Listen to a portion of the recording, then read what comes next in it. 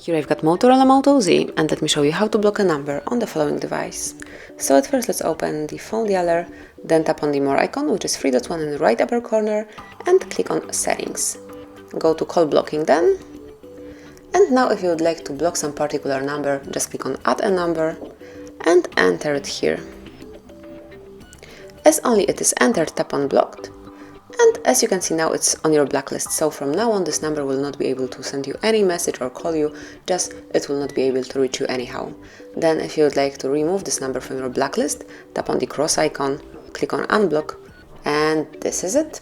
So that would be all. This is how you can smoothly, quickly and easily block a number, how you can get rid of some annoying caller. Thank you for watching, please subscribe our channel and leave the thumbs up.